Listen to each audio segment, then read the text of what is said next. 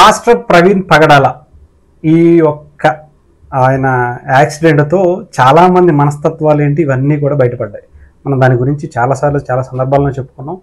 పాస్టర్ల ముసుగులో కొంతమంది అరాచక శక్తులు వాళ్ళు ఎంత దారుణంగా సైకోలుగా టెర్రరిస్టుల కన్నా దారుణంగా తయారయ్యారో మనందరం చూసాం. రీసెంట్గా దానికి సంబంధించిన కొంతమంది దాన్ని డిఫెండ్ చేసుకుంటున్నా కన్నా చాలా ఓపెన్గా బయట పడిపోయింది, అందరికీ తెలిసిపోయింది. అంటే నిజమైన పాస్టర్లు ఎవరు, ఈ దొంగ పాస్టర్లు ఎవరు, దీనికి సంబంధించి చాలా క్లియర్గా కొంతవరకు క్రిస్టియానిటీలో ఉన్నటువంటి వాళ్ళు కూడా ఒక అవగాహనకు వచ్చారు. ఎవరు నిజమైనటువంటి పాస్టర్లు, ఎవరు ఏ రకంగా అదే మత ప్రబోధనలు చేస్తున్నారు, దీని మీద ఒక క్లారిటీకి అయితే వచ్చారు. పాస్టర్ అజయ్ లాంటి వ్యక్తులు లేదంటే ఇంకో కొంతమంది ఎవరో కూర్చుని మాట్లాడేటువంటి ఆడియోలు ఇవన్నీ బయటకు వచ్చాయి. అయితే ఇప్పుడు ఈ విషయం మళ్ళీ ఎందుకు చెప్తున్నాను అంటే, రీసెంట్గా ఇంకా దాన్నే పట్టుకుని వేలాడుతూ తిరుగుతున్నటువంటి ఇంకొక వ్యక్తి ఎంపీ హర్ష్ కుమార్ గారు, మాజీ ఎంపీ హర్ష్ కుమార్ గారు. ఈయన మీద చాలా మంచి పాజిటివ్ ఒపీనియన్ ఉండేది గతంలో ఉన్నంత వరకు. అది ఎక్కడి వరకు అంటే నిజంగా చెప్పాలంటే పాస్టర్ ప్రవీణ్కి సంబంధించినటువంటి ఆ ఇన్సిడెంట్, ఆ మృతికి సంబంధించినటువంటి అప్పటి వరకు కూడా మంచి ఒపీనియన్ ఉండేది.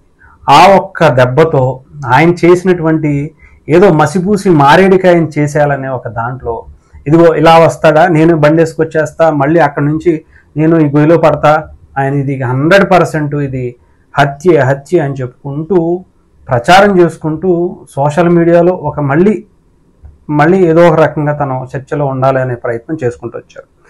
దీని మీద పోలీసులు ఎంక్వైరీ చేశారు, అన్నీ చేశారు, కేసులు పెట్టారు. మీ దగ్గర ఉన్నటువంటి ఆధారాలు ఏంటి అంటే ఆధారాలు ఏమీ లేవు కూడా ఆయన దగ్గర. ఇది హత్య అని మాత్రమే చెప్తాడు. నోటి మాటే కదా, నోట్లో ఏదైనా సరే మాట్లాడేయచ్చు కదా, దానికి నిజాలు అబద్ధాలు అనేది సాక్ష్యాలు అవసరం లేదు. నోరే కాబట్టి ఇష్టం వచ్చినట్టు మాట్లాడేయచ్చు. దానికి తగ్గట్టుగానే మాట్లాడారు. దానికి ఇప్పుడు కోర్టుకు వెళ్ళారు. దీన్ని మళ్ళీ రీఓపెన్ చేయాలి, ఇది హత్యే అని చెప్పి ఆయన మళ్ళీ చెప్పడంతో కోర్టు ఈయనకి చాలా గట్టిగానే ఆన్సర్ ఇచ్చింది. ఏం చెప్పారో ఒకసారి చెప్తాను. మద్యం దుకాణం వద్ద ప్రవీణ్ మద్యం కొన్నట్లు, వాహనం నడిపినట్లు ఆధారాలు ఉన్నాయి కదా అని చెప్పి కోర్టు అడిగింది.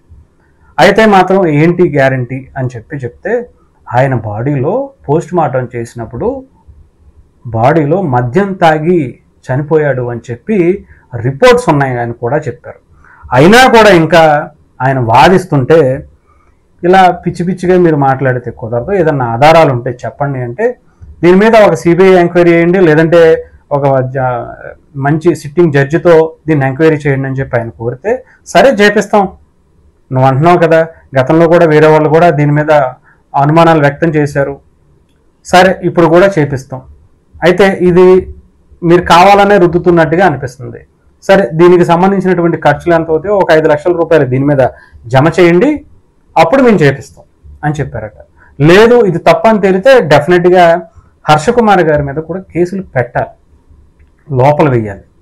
ఇష్టం వచ్చినట్టు మాట్లాడేసి నిజాన్ని అబద్ధం చేయాలని, అబద్ధాన్ని నిజం చేసేయాలని, ఏదేదో మసిబూసి మారేడికాయని చేసి ప్రజల మీద ద్వేషం పెంచేలాగా, కులాల మీద 2 కులాల మధ్య మతాల మధ్య గొడవలు పెట్టే విధంగా ఇలాంటి వ్యాఖ్యలు చేసేటువంటి వ్యక్తులను డెఫినెట్గా కోర్టు శిక్షించాలి. ఈ 5 లక్షలతో పాటు ఆయనకి సరైనటువంటి శిక్ష కూడా పడాలని కోరుకోవాలి.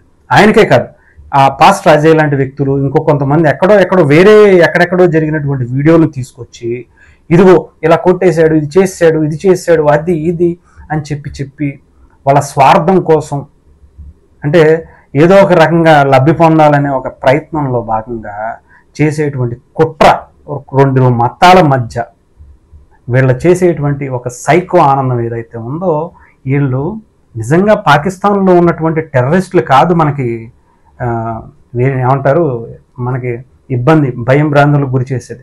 ఇక్కడ మన మధ్య ఉంటూ అంతకన్నా దారుణమైనటువంటి ఆలోచనలు కలిగినటువంటి వ్యక్తులు వీళ్ళు.